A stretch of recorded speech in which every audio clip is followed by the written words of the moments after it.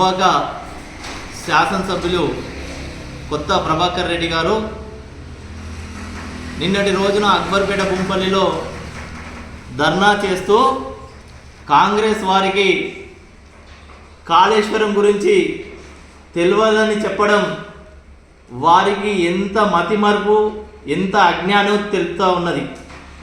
అయ్యా కొత్త ప్రభాకర్ రెడ్డి గారు, ఏదైతే మీరు కాళేశ్వరం ప్రాజెక్ట్ అని చెప్తా ఉన్నారో రాజశేఖర్ రెడ్డి గారు కాంగ్రెస్ ప్రభుత్వం హయాంలోనే అది పురుటు పోసుకున్నది. దాని ప్రాజెక్టు పేరు ప్రాణహిత చేవెళ్ళ. ఆ రోజు 32,000 కోట్ల రూపాయలతోటి ఆ ప్రాజెక్టు నిర్మాణాన్ని రాజశేఖర్ రెడ్డి గారు కాంగ్రెస్ ప్రభుత్వం ప్రారంభించింది.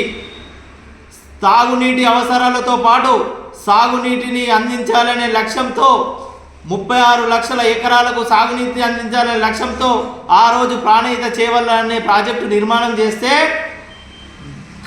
కాంగ్రెస్ ప్రభుత్వం నిర్మాణం చేస్తే మీరు ఏం చేసిర్రా? మీ ప్రభుత్వం ఏర్పడంగానే ఈ ప్రాణహిత చేవెళ్ళ ప్రాజెక్టు అవినీతిమయము, మెగా కన్స్ట్రక్షన్కు ఆంధ్ర వాళ్ళకి ఎట్లా ఇస్తారు, ఇది పూర్తి అవినీతిమయం అని చెప్పేసి రిడిజైన్ పేరుతోటి మళ్ళా మీరు ఎవరైతే ఆంధ్ర కాంట్రాక్టర్ అన్నారో అదే మెగా కృష్ణారెడ్డికి 1,00,000 కోట్ల రూపాయల పైబలి మీరు ఖర్చు పెట్టించిన చరిత్ర మీది కాదా?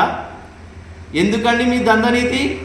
32,000 కోట్ల రూపాయలతోటి ప్రాణహిత చేవెళ్ళను కాంగ్రెస్ ప్రభుత్వం ప్రతిపాదిస్తే అవినీతి జరిగిందని రిడిజైన్ పేరు కొట్టి అదే మెగా కన్స్ట్రక్షన్కు పనులు అప్పగించి అవినీతిని ఆద్యం పోసింది బీఆర్ఎస్ పార్టీ నాయకులు కాదా? బీఆర్ఎస్ పార్టీ ప్రభుత్వం కాదా?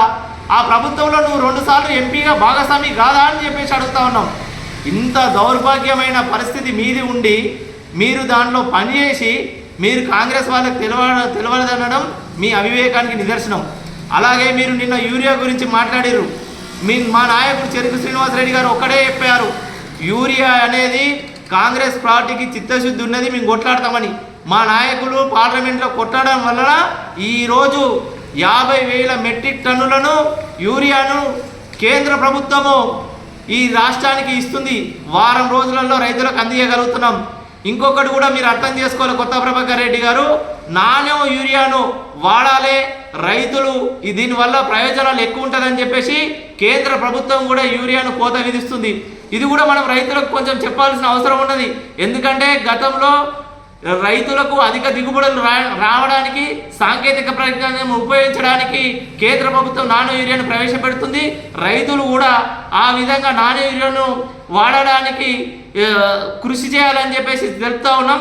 ఏది ఏమైనా కాంగ్రెస్ ప్రభుత్వం రైతు పక్షపాతి, రైతుల శ్రేయస్సు గురించి కొట్లాడుతుందని చెప్పేసి రైతులకు అండగా ఉంటుందని తెలియజేస్తా ఉన్నాం.